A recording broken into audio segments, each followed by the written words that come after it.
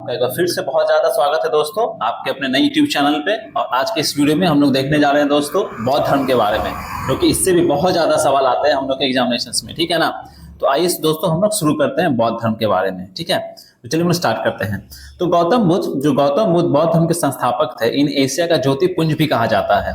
इनका जो जन्म था 563 ईसा पूर्व शाक्य गणराज्य के तत्कालीन राजधानी कपिलवस्तु के निकट लुम्बिनी नेपाल में हुआ था।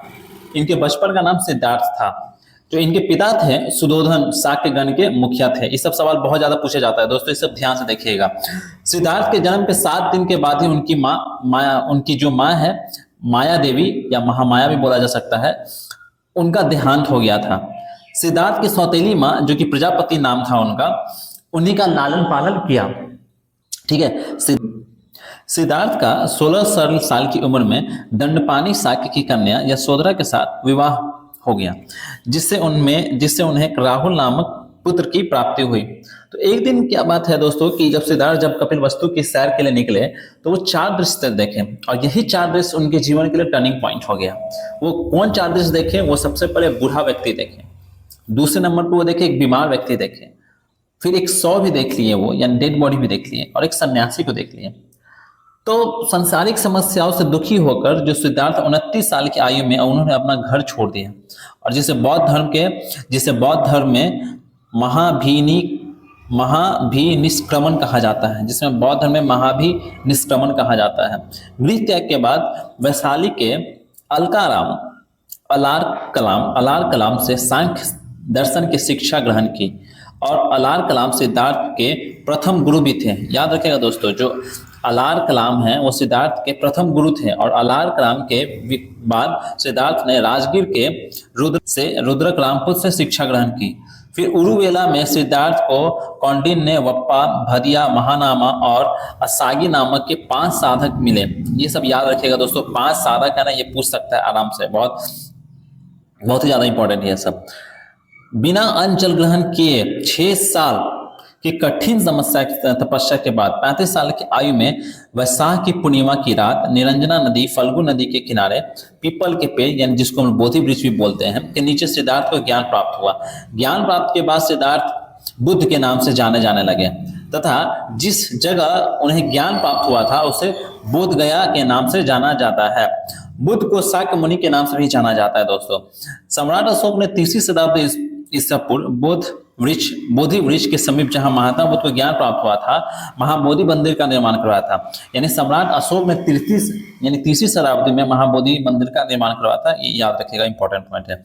इस महाबोधि मंदिर को वर्ष 2002 में यूनेस्को के विश्व धरोहर के सूची में इसको शामिल किया गया था, ठीक है। यह विश्व धरोहर सूची में शामिल होने वाला बिहार का पहला स्थल है, यानी बिहार से सबसे पहला जो स्थल है यूनेस्को के सूची में शामिल होने वाला वो हमारा ये महाबोधि मंदिर ही है, गया वाला। बुद्ध ने अपना पहला उपदेश सारनाथ में दिया था, जिसे बौद्ध धर्म के धर्म चक्र प्रवर्तन कहा जाता है। बुद्ध ने अपने उपदेश कौशाम्बी और वैशाली राज्य में पाली भाषा में दिए। यानी बुद्ध ने अपने सर्वाधिक उपदेश कौशल देश की राजधानी श्रावस्ती में दिए। बुद्ध की प्रमुख अनुयायी शासक थे बिंबिसार, प्रसेनजीत, उदयन। ये सब जितने भी शासक थे, मतलब कि इनके बहुत बड़े अनुयायी थे, इनके बहुत बड़े फॉलोअर थे ये सब जितने भी बिंबिसार, प्रसेनजीत और उदयन जो राजा थे। अच्छा, बुद्ध के जीवन के घटनाक्रम और उसके प्रतीक देखा जाए तो अगर देखा जाए इस टेबल को देखा जाए दोस्तों, तो जो घटना हुआ है सबसे पहले इनका जन्म हुआ है। जन्म का प्रतीक इसका कमल को माना जाता है, इनके कमल को माना जाता है। घटना ज्ञान प्राप्ति संबोधि, ज्ञान प्राप्ति को संबोधि बोला जाता है। प्रतीक क्या हुआ? बोधि वृक्ष यानी पीपल का पेड़। यौवन को शोक किया गया, सार के शोक किया गया है। घटना है मृत्यु, महापरिनिर्वाण, और प्रतीक है स्तूप यानी गृह त्याग यानी महाभिनिष्क्रमण यानी घोड़ा। प्रथम उपदेश है धर्मचक्र प्रवर्तन है और चक्र है।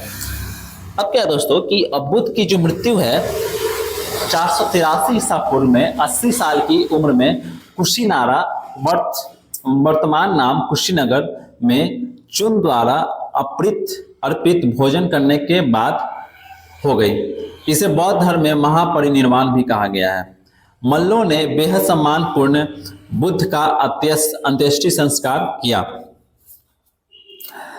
एक अनुश्रुति के अनुसार मृत्यु के बाद बुद्ध के शरीर के अवशेषों को 8 भागों में बांटकर उनमें 8 स्तूपों का निर्माण करवाया गया। भारतीय कला के में स्तूप, चैत्य और विहार का संबंध बौद्ध धर्म से है। उल्लेखनीय है कि बुद्ध के जन्म और मृत्यु की तिथि को चीनी परंपरा कैंटोन अभिलेख के आधार पर निश्चित किया गया है। धार्मिक जुलूस सबसे पहले बौद्ध धर्म में ही निकाला गया था। ये याद रखिएगा दोस्तों, धार्मिक जुलूस जो था सबसे पहले बौद्ध धर्म में ही निकाला गया था। सर्वाधिक बौद्ध की मूर्तियां का निर्माण गांधार शैली के अंतर्गत किया गया है, लेकिन बुद्ध की प्रथम मूर्ति मथुरा कला के अंतर्गत बनी हुई थी। अब इनसे जुड़े हुए बहुत सारे जातक कथाएं भी हैं। तो जातक कथा प्रदर्शित करते हैं कि बोधिसत्व का अवतार मनुष्य रूप में भी हो सकता है और पशु के रूप में भी। बोधिसत्व के रूप में पुनर्जन्म की दीर्घ श्रृंखला के अंतर्गत बुद्ध ने शाक्य मुनि के रूप में अपना अंतिम जन्म प्राप्त किया। अब बुद्ध के पुनर्जन्म की कथा जातक कथा से मिलती है। ठीक है, अब देखिए दोस्तों, हम लोग देखते हैं बौद्ध धर्म के सिद्धांत के बारे में। क्या डॉक्ट्रिन्स ऑफ बौद्ध धर्म।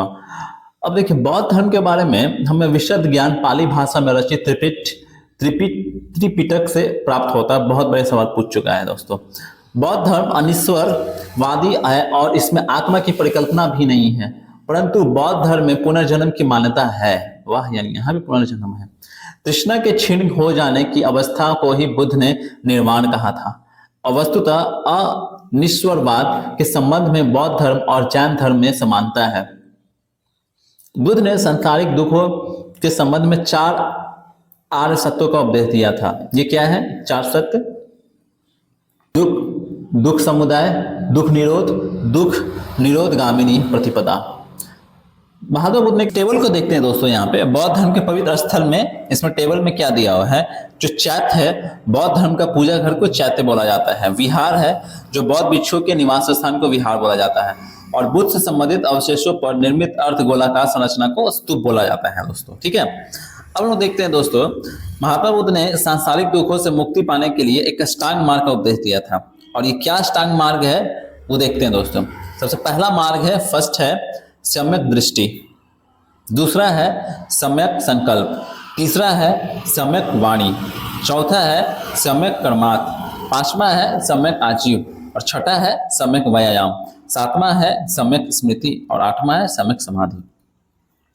बुद्ध का यह मानना था दोस्तों कि जो ये अष्टांग मार्गों को पालन करने के बाद मनुष्य की भाव तृष्णा नष्ट हो जाती है और उसे निर्वाण का प्राप्त हो जाता है। इनके अनुसार अष्टांग मार्ग सर्वश्रेष्ठ इसलिए हैं कि हर दृष्टि में जीवन को शांतिपूर्ण और आनंदमय बनाता है। बुद्ध ने इस दुख निरोध प्रतिपद अष्टांग मार्ग को मध्यमा प्रतिपद या मध्यम मार्ग की संज्ञा दी है, अर्थात जीवन में संतुलन ही मध्यम मार्ग पर चलना है। बुद्ध ने निर्वाण प्राप्ति के लिए 10 चीजों पर जोर दिया दोस्तों: अहिंसा, सत्य, चोरी न करना, किसी भी प्रकार की संपत्ति न रखना, शराब का सेवन न करना, असमय भोजन करना, सुखद बिस्तर पर न सोना, धन संचयन न करना, महिलाओं से दूर रहना, नृत्य गान आदि से दूर रहना। बौद्ध धर्म के त्रिरत्न क्या है दोस्तों? ये बहुत ज्यादा इंपॉर्टेंट है, देखिएगा। बौद्ध धर्म के त्रिरत्न है, बुद्ध है, धम्म है और संघ है। बौद्ध धर्म के त्रिरत्न को क्या बोलते हैं? बुद्ध, धम्म और संघ। अब हम लोग देखते हैं दोस्तों बौद्ध संघ क्या है। अब हम लोग बौद्ध संघ के बारे में जानते हैं। तो बौद्ध के अनुयायी 2 भागों में विभाजित थे। एक भिक्षुक थे, तो बौद्ध धर्म के प्रचार के लिए जिन लोगों ने संन्यास लिया उन्हें भिक्षुक कहा जाता है। और दूसरा उपासक थे, तो गृहस्थ जीवन व्यतीत करते हुए बौद्ध धर्म को अपनाने वाले उपासक कहे जाते हैं। अच्छा, बौद्ध धर्म के प्रविष्ट होने में उपसंपदा कहा जाता है, यानी बौद्ध धर्म से प्रविष्ट होने की उपसंपदा कहा जाता है।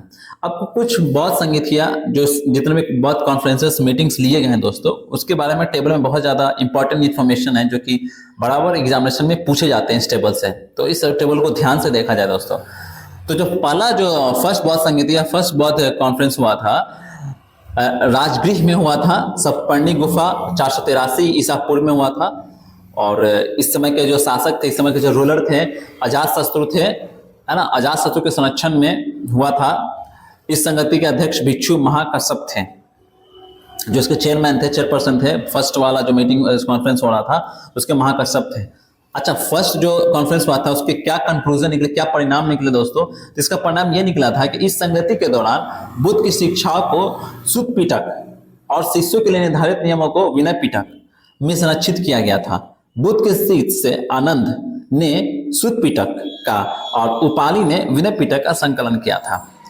अब लोग देखते हैं दोस्तों दूसरा संगति, यानी जो सेकंड कॉन्फ्रेंस हुआ था, बौद्ध कॉन्फ्रेंस हुआ था, बुद्धिस्ट कॉन्फ्रेंस हुआ था, ये वैशाली में हुआ था 383 यानी 383 ईसा पूर्व में हुआ था।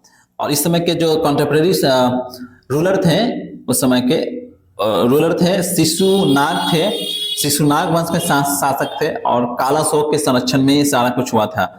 इसका संगति के जो अध्यक्ष थे सब कामी थे, इसके जो चेयरपर्सन थे यानी जो अध्यक्ष थे। ठीक है, इसमें क्या कंक्लूजन निकल के आया, ये सेकंड वाला जो मीटिंग हुआ था उसमें ये विनय पिटक और अनुशासन के नियमों में विवाद के कारण इस संगति के दौरान बुद्ध धर्म, स्थावीर और महासंघिक नामक 2 गुट में बंट गया।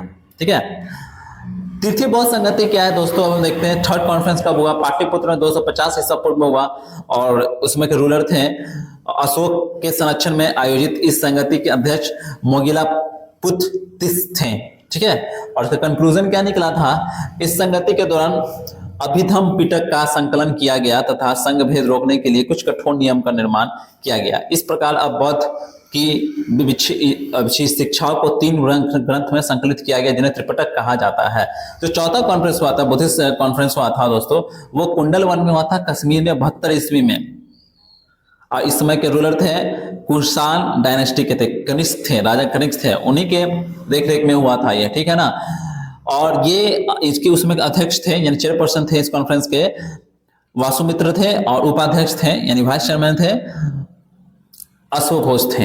इसका क्या कंक्लूजन निकला था, ये जो 4th वाला जो कॉन्फ्रेंस हुआ था उसमें ये निकल के आया था कि इस संगति के दौरान विभाषा शास्त्र नामक टीका का संकलन किया गया तथा बौद्ध धर्म 2 संप्रदायों हीनयान और महायान में विभाजित हो गया था।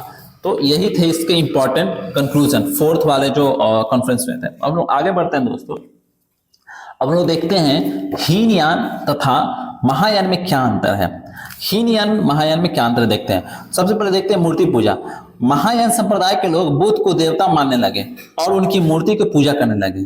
ठीक है, बुद्ध तथा बोधिसत्व की मूर्तियां बनाई जाने लगी और उनकी पूजा की जाने लगी। दूसरा था साधना मार्ग।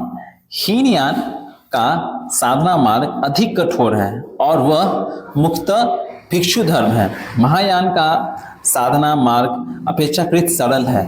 महायान के अनुसार उपासक और गृहस्थ भी निर्वाण कर सकता है। अगला क्या है दोस्तों, साधना के लक्ष्य के विषय में अंतर। हीनयानी व्यक्ति निर्वाण प्राप्त करने पर बल देते हैं जबकि महायान ने बोधिसत्व का आदर्श प्रस्तुत किया। महायान के अनुसार सभी प्राणी निर्वाण प्राप्ति करने योग्य बने और समस्त मानवता को बुद्धत्व का लाभ हो। अवतारवाद क्या होता है, हीनयानी महात्मा बुद्ध को अवतार नहीं मानते, वे उनको एक केवल महापुरुष मानते हैं जबकि महायानी बुद्ध को ईश्वर के रूप में समान मानकर उनकी अवतार को पूजा करते हैं। सिद्धांतों में अंतर भी है हीनयान महायान के में। ठीक है, तो हीनयान शील और समाधि प्रधान है जबकि महायान करुणा और प्रज्ञा प्रधान है। अब देखते हैं दोस्तों हम लोग का जो लास्ट पैरा है यहाँ पे, बौद्ध धर्म का मानवीय समस्याओं के प्रति दृष्टिकोण। बौद्ध धर्म में यह मानना था कि समाज में उपस्थित असमानताओं को दूर करने के लिए बौद्ध धर्म में अपरिग्रह अर्थात धन संचित न करने का उपदेश दिया गया है। घृणा ही क्रूरता, अहिंसा और दरिद्रता का कारण है, अतः मनुष्य को परस्पर सहयोग व समन्वय पर विश्वास करना चाहिए। किसानों के बीच और अन्य समुदाय व्यापारियों को धन व श्रमिकों के लिए मजदूरी जैसे समाधान प्रस्तुत किए गए हैं। इन उपायों को अनुशंसा सांसारिक दरिद्रता को दूर करने के लिए की गई है। बौद्धिक और साहित्यिक जगत को तर्क आधारित गुण द्वेष विवेचना के हेतु प्रेरित किया गया तथा अंधविश्वास को कम किया जा सके। और अंत में दोस्तों बौद्ध धर्म में स्त्री एवं शूद्रों के लिए संघ के लिए द्वार खोलकर समाज पर गहरा प्रभाव डाला है। तो आज के लिए इस वीडियो में इतना ही दोस्तों, मिलते हैं फिर किसी नेक्स्ट वीडियो में। तब तक के लिए स्टे सेफ, पढ़ते रहिए और मस्त रहिए।